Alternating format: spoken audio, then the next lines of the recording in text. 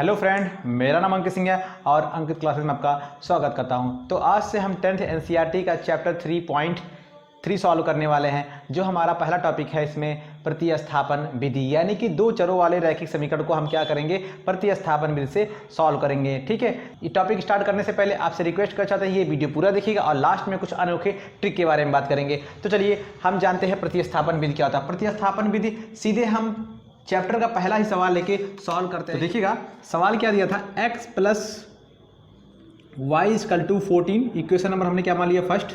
अगला है x minus y equal to 4, समीकरण नंबर क्या हो गई ये 2। अब हमें प्रतिस्थापन विधि से क्या करना है, इसे हल करना है। ठीक है, तो देखिएगा हम बात, अब प्रतिस्थापन विधि होता क्या है, किसी एक समीकरण से किसी x की चाहे y की वैल्यू निकाल के अगले वाले में पुट करके दूसरे की वैल्यू ज्ञात कर लेंगे, इसी को कहते हैं प्रतिस्थापन विधि। तो केयरफुल होकर समझिएगा, आपको अच्छे समझ में आएगा। ठीक है, तो देखिए समीकरण 2 से बात करते हैं, क्योंकि 2 से तो समीकरण 2 से अगर x की वैल्यू निकालें तो x बराबर क्या हो जाएगा, ये y उधर जाएगा तो क्या हो जाएगा, ये 4 पहले से था, y इधर आया क्या y प्लस 4 या 4 प्लस y कह सकते हैं। समीकरण नंबर क्या कह दिया इसे 3। प्रतिस्थापन विधि में सबसे इंपॉर्टेंट बात यह है कि हमेशा उस पद का मान निकालिएगा जिसका आसानी से निकल जाएगा, जिसे बार बार गुणा भाग करने में आएगा आंसर, पर सिंपल तरीका जिसका जो आसानी से निकल जाता है उसी का निकाल के अगले वाले इक्वेशन में पुट करके हम तभी मान ज्ञात कर पाएंगे आसानी से, वरना आप किसी की वैल्यू निकालेंगे थोड़ा सा लंबा जाएगा। तो जो हमारा समीकरण 3 निकाला हमने समीकरण 3 निकाला वो कहाँ पुट कर देंगे, समीकरण नंबर 1 में। देखिए क्या कह रहा है, समीकरण 3 से x का मान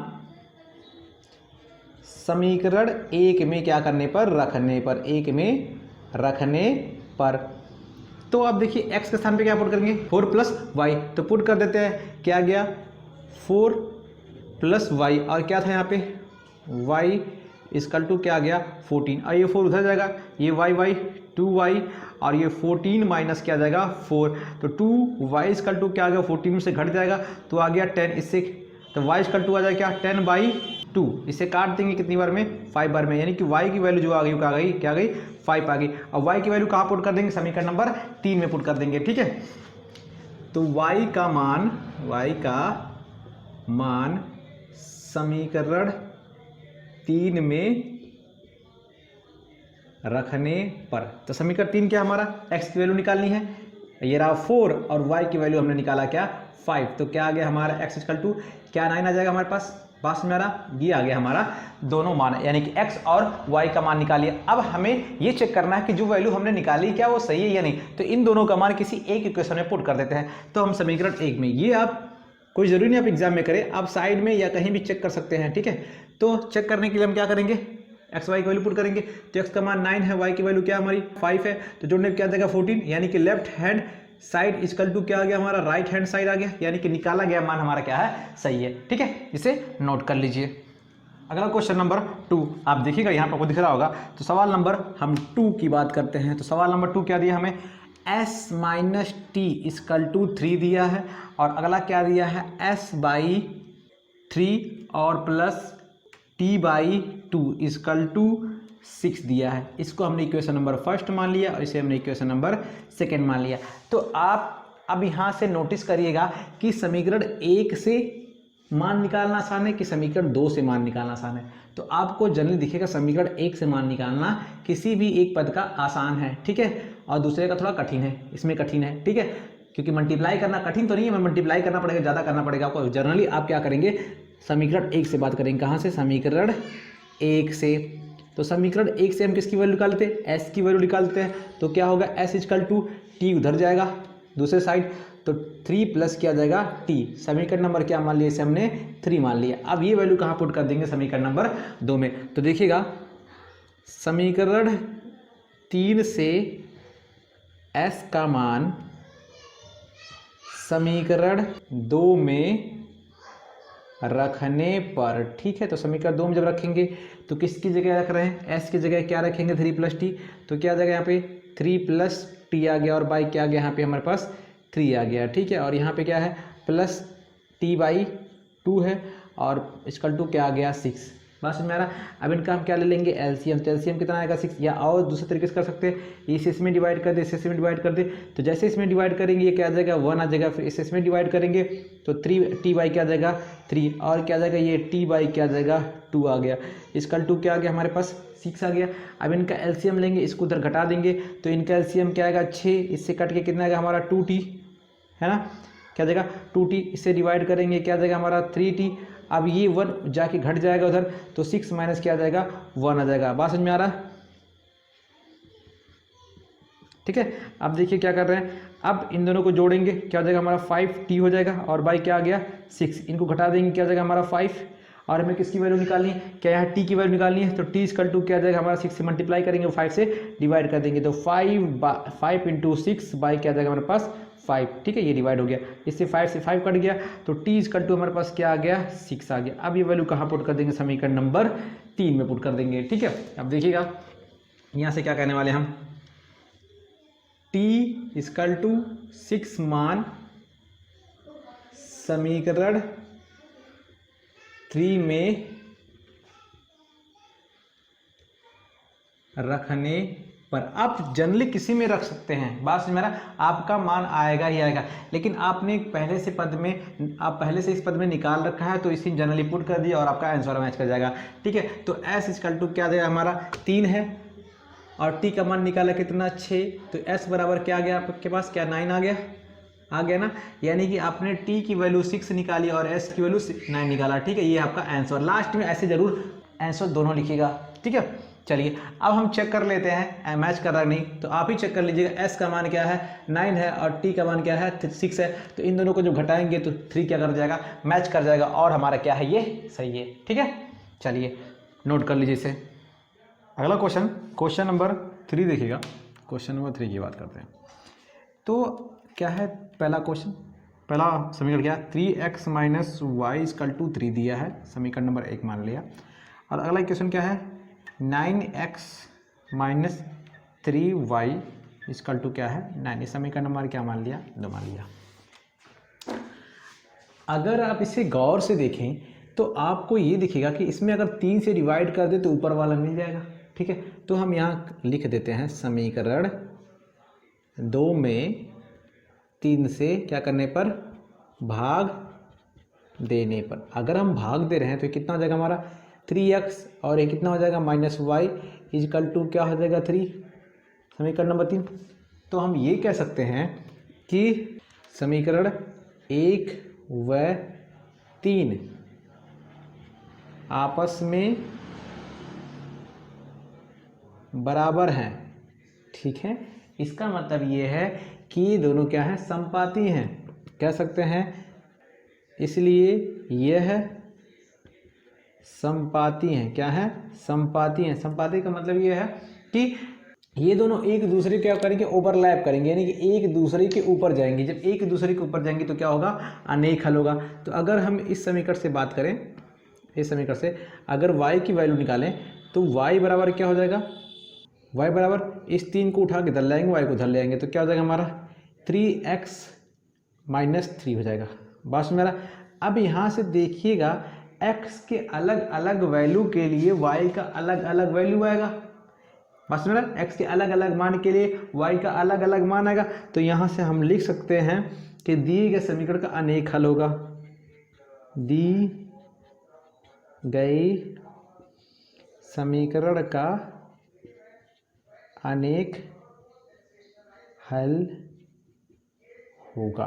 क्लियर है बात समझ में आ रहा। इसे सॉल्व करने की जरूरत नहीं है क्योंकि दिया गया इक्वेशन क्या एक जैसा है, इसलिए उसका अनेक हल होगा।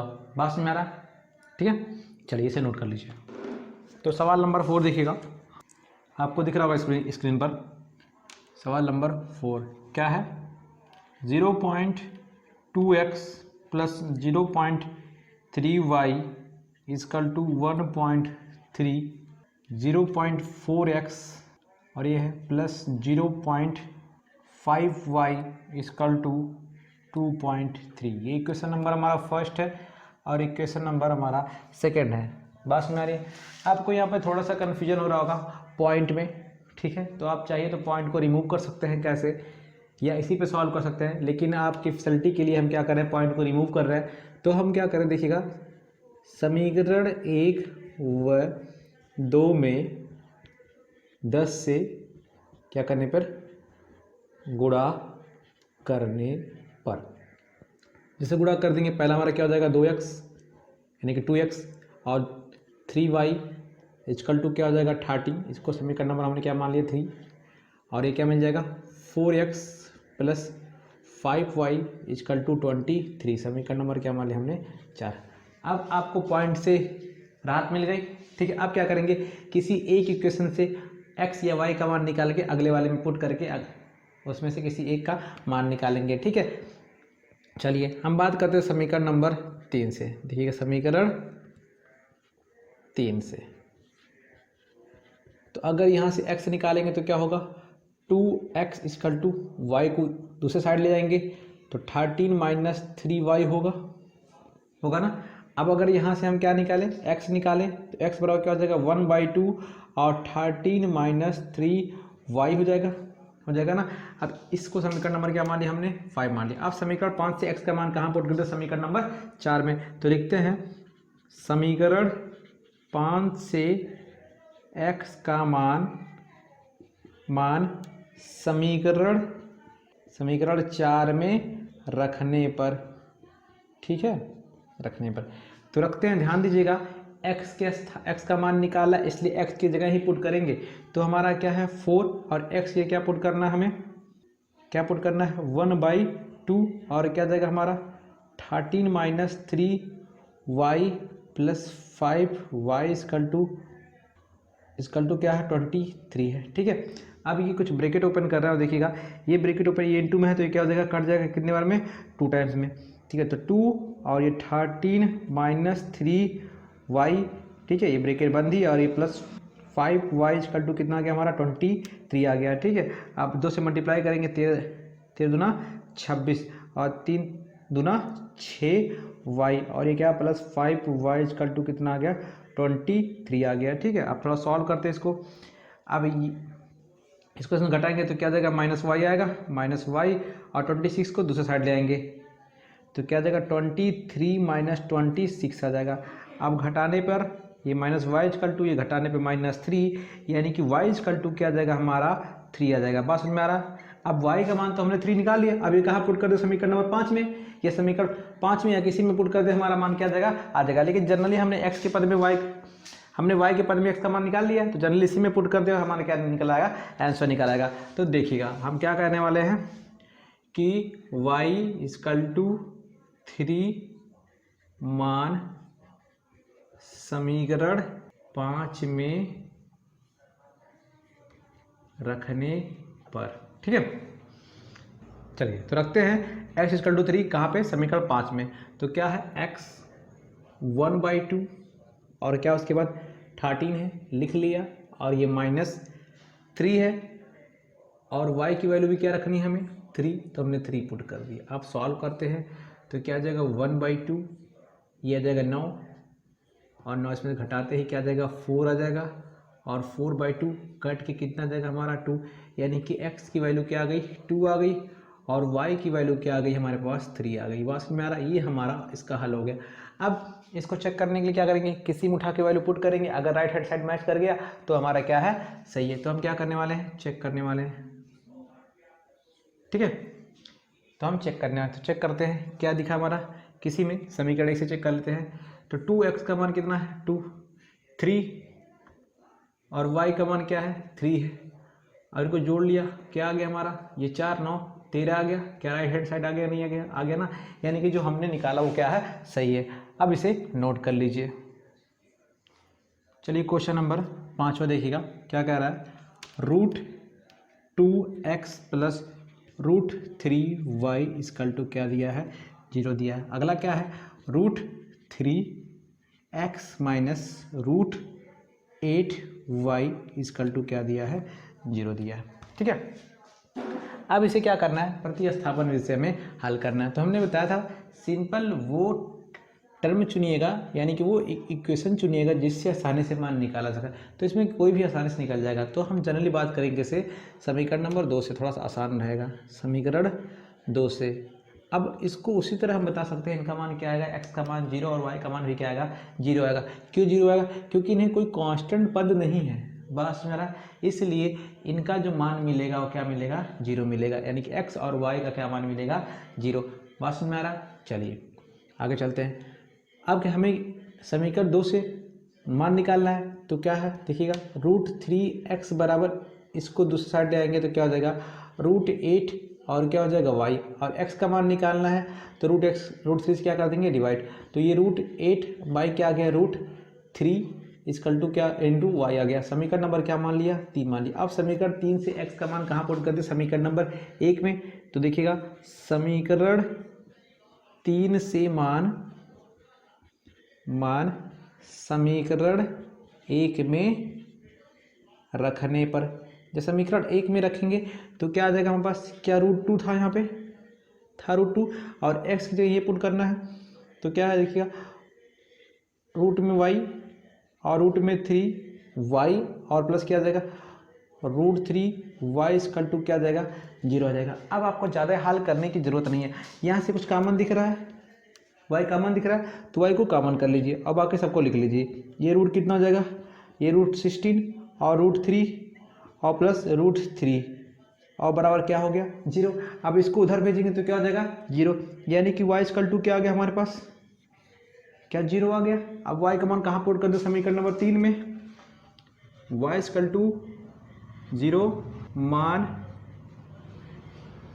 समीकरण 3 में रखने पर, जैसे रखेंगे तो x इसकल टू भी क्या आ जाएगा, 0 आ जाएगा, आएगा ना, क्योंकि y ये सब इनटू में है, टोटल क्या हो जाएगा, 0। तो हमने x इसकल टू क्या निकाल लिया, 0, और y इसकल टू क्या निकाल लिया, 0 निकाल लिया। ठीक है, हमने क्यों बोल दिया इनका मान क्या होता है, 0 0 होगा, क्यों, क्योंकि अचर पद नहीं है।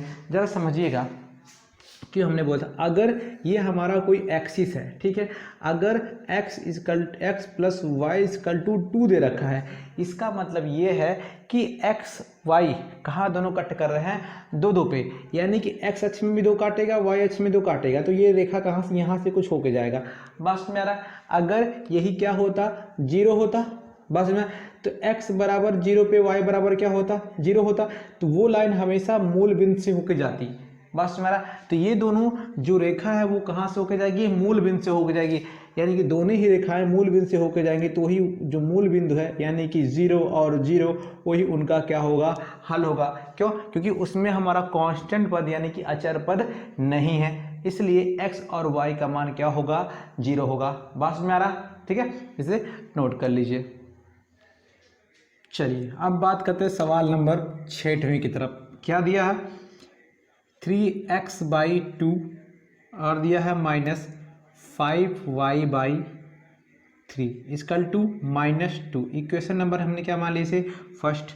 अगला क्या दिया है, x/3 plus y/2 is equal to 13/6। समीकरण नंबर क्या मान लिया हमने, 2 मान लिया। अब हम क्या करेंगे, प्रतिस्थापन भी सॉल्व कर रहे हैं, ठीक है, तो हम क्या करेंगे, किसी एक इक्वेशन से x या y की वैल्यू निकालेंगे और अगले वाले पुट के x या y की वैल्यू हम फाइंड आउट कर लेंगे। ठीक है, तो जनरली आपको कैलकुलेशन कहाँ कम करने को दिख रहा है, अगर आप समीकरण 2 से किसी की वैल्यू निकालते हैं तो कैलकुलेशन यहाँ कम मिलेगा। तो हम बात करते हैं समीकरण 2 से, समीकरण 2 से, ठीक है, तो आप x की वैल्यू निकालना है तो x को इसी साइड रखेंगे तो क्या देगा, x/3 और दूसरी साइड क्या है, 13/6। अब ये उधर दूसरे साइड जाएगा तो क्या हो जाएगा, क्या देगा, y/ क्या हो जाएगा, 2 हो जाएगा। इतनी बात समझ में आ रही है, ठीक है। अब यहाँ से x/3 इनका एलसीएम ले लें तो क्या होगा, 6 होगा, इसे डिवाइड करेंगे 1 बार में क्या हो गया 13, इससे डिवाइड करेंगे कितनी बार, 3 बार, और आ जाएगा 3y आ जाएगा, इससे कट जाएगा कितनी बार में, 2 बार में, यानी कि x इसका 2 क्या आ गया, 13 - 3y/, क्या आ गया 2। इसको समीकरण नंबर क्या मान लिया हमने, 3 मान लिया। अब ये वैल्यू कहाँ पुट कर दे, समीकरण नंबर 1 में पुट कर देते हैं। तो देखिएगा समीकरण 3 से x का मान समीकरण 1 में क्या करने पर, रखने पर। ठीक है, तो समीकरण 1 में रखते हैं। तो क्या 3/2 हमारा ऐसे ही था, इसको लिख लिया। अब x की जगह ये पूरी वैल्यू पुट करनी है तो हम कर रहे हैं। क्या आ गया 13 3y/2 और क्या आ गया -5y/3 इसका टू क्या आ गया -2 आ गया। ठीक है, अब यहाँ पे हम थोड़ा इसे सॉल्व करते हैं। ठीक है, तो अब 3 से मल्टीप्लाई कर देंगे तो 3 और 13 का मल्टीप्लाई करेंगे तो कितना जाएगा 39 और इसका मल्टीप्लाई इसमें करेंगे तो क्या हो जाएगा -9y और नीचे 2 दूना 2 2 जा 4 यानी 2 2 4 कह सकते हैं और ये 5y क्या जाएगा 3 इसका टू -2 आ गया। ठीक है, अब आगे सॉल्व करने के लिए हम इन दोनों का क्या ले लेते हैं एलसीएम। तो देखिएगा एलसीएम कितना आ गया, इसका एलसीएम 12 आ गया। ठीक है, इससे डिवाइड करेंगे कितनी बार जाएगा 3 हो जाएगा और उस 3 का इन सब में मल्टीप्लाई करेंगे तो क्या आ गया 39 गुणे 3 और 3 से मल्टीप्लाई करेंगे तो 9 3 कितना जाएगा 27y आ जाएगा। इससे करेंगे 4 बार में तो 5 चौका क्या आ जाएगा हमारे पास, ये माइनस ही रहेगा तो 5 चौका 20y इजकल टू -2 आ गया। ठीक है, अब इसका मल्टीप्लाई इसको इधर करेंगे, इनको जोड़ देंगे। देखिएगा हम क्या कर रहे हैं, अब इन दोनों को जोड़ेंगे तो क्या हो जाएगा हमारा 47y माइनस में। ठीक है, इजकल टू, अब ध्यान दीजिए क्या करना है, इनको गुणा करना है यानी कि 12 दूना कितना हो जाएगा हमारा 12 दूना -24 हो जाएगा।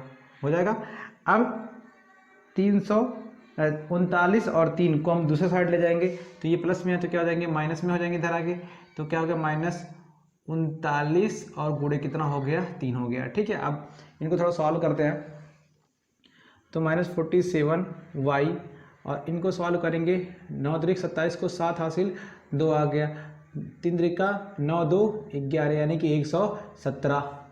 ठीक है, और ये माइनस क्या आ गया हमारे पास 24 आ गया। अब इनको जोड़ लेते हैं तो 47y इनको जोड़ेंगे तो 7 4 11 को 1 हासिल 1 आ जाएगा 2 1 2 3 1 कितना जाएगा हमारा 4 आ जाएगा और ये 1 आ जाएगा। ठीक है, यानी कि 141 आ गया -141। ठीक है, अब देखते हैं हमें y निकालना था तो y बराबर कितना जाएगा -141 बटे कितना जाएगा 47। तो अब देखिए कितनी बार कट जाएगा, क्या ये 3 बार में कट जाएगा, ये माइनस है 3 बार में काट देंगे कट जाएगा 7 3 का इसको 1 हासिल 2 3 3 चौके 12 2 14 यानी कि y इक्वल टू क्या आ गया हमारे पास क्या 3 आ गया। अब y की वैल्यू कहाँ पुट कर दे समीकरण नंबर 3 में, जिससे क्या मिल जाएगी x की वैल्यू। तो देखिएगा y इक्वल टू 3 मान समीकरण 3 में रखने पर, तो समीकरण 3 में रख देंगे तो समीकरण 3 क्या कह रहा x इक्वल टू 13 है और -3 और y की वैल्यू निकाले 3 तो पुट कर देंगे यहाँ पे 3 और y क्या है यहाँ पे 2 है तो x इक्वल टू ये 13 और ये -9 बाई क्या जाएगा 2 घटाने पे क्या जाएगा ये क्या ऊपर 4 आएगा y2 तो x इक्वल टू क्या आ गया हमारा 2 आ गया और y इक्वल टू हमने निकाला है क्या 3, यही क्या है हमारा आंसर है। ठीक है, इसे नोट कर लीजिए। आप चेक भी करना चाहें तो किसी एक में वैल्यू के चेक कर सकते हैं। ठीक है, और आपका आ जाएगा। ये सब सवाल लगाने बहुत आसान है, बस कॉन्सेप्ट आपको आना चाहिए। और कॉन्सेप्ट क्या होता है, किसी भी एक इक्वेशन में x या y की वैल्यू निकालेंगे और उसे जितना सरल हो पाएगा जितना सिंपल हो जाएगा उसे सिंपल करेंगे और दूसरे वाले इक्वेशन में पुट कर देंगे। कभी भी ये गलती मत करिएगा, जिस इक्वेशन से निकालिएगा उसी इक्वेशन में पुट करिए तो हमेशा क्या मान मिलेगा आपको 0, तो ये गलती मत कीजिएगा। अगर समीकरण 2 से x की वैल्यू निकालना है तो वो वैल्यू कहाँ पुट करिएगा समीकरण नंबर 1 में पुट करिएगा, तभी आपको एग्जैक्ट आंसर मिलेगा। क्लियर है, बस में आ रहा है। और हर सवाल आसान होता है, बस आपको कॉन्सेप्ट समझने की जरूरत है। तो कॉन्सेप्ट यही है जो हमने बता दिया। ठीक है, इसे नोट कर लीजिए। चलिए अब चलते हैं कुछ ट्रिक की तरफ। जो हमारा पहला क्वेश्चन है आपके स्क्रीन पर देखिएगा। तो जो पहला क्वेश्चन है, पहले क्वेश्चन में एक इंपॉर्टेंट बात ये है, अगर x इक्वल टू 7 - 4 √3 दिया तो अगर आप इसका स्क्वायर करें और इसका स्क्वायर करें और अगर उन दोनों का डिफरेंस निकालने अगर क्या आ रहा है 1 आ रहा है, ठीक है, तब ये यूज होगा और जनरली 1 ही आता है। ठीक है, आपने लिखा इसको। अब इसका जब परमीकरण करेंगे तो ये क्या जाएगा प्लस में। x आपको दिया है क्या 7 - 4 √3, लेकिन जब आप क्या निकालोगे 1/x निकालोगे, क्या निकालोगे 1/x, तो सेम चीज क्या आ जाएगा प्लस में आ जाएगा। ये जो माइनस ये क्या आ जाएगा प्लस 7 + 4√3 आ जाएगा। बस मेरा आपको करने की ज़रूरत नहीं है। अगर इनका डिफरेंस क्या है, स्क्वायर का डिफरेंस अगर 1 है, अगर इनके स्क्वायर का डिफरेंस क्या है 1 है, तो ध्यान दीजिएगा इनको जब प्रमेयीकरण करेंगे, नीचे लिखे ऊपर प्रमेयीकरण करेंगे तो ये वाला जो टर्म है वो क्या जाएगा प्लस। अब जब जोड़ेंगे तो ये प्लस माइनस क्या हो जाएगा, कट जाएगा और ये साथ साथ जोड़ के क्या हो जाएगा हमारा 14 हो जाएगा।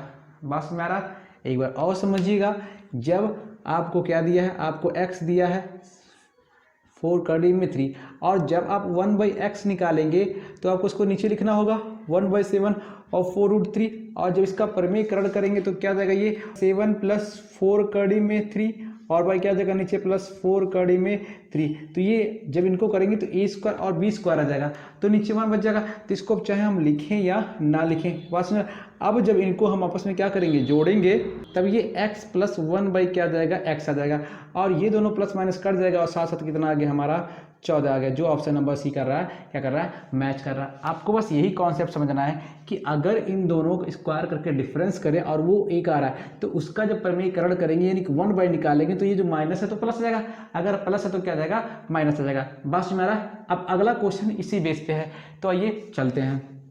चलिए अगले सवाल में देखिएगा, अगला सवाल भी उसी तरह का, इनको स्क्वायर करके हम क्या कर दें, घटा दें। अगर डिफरेंस 1 आएगा तब ये फार्मूला लगेगा, तब ये कॉन्सेप्ट लगेगा, तो हम लगाते हैं।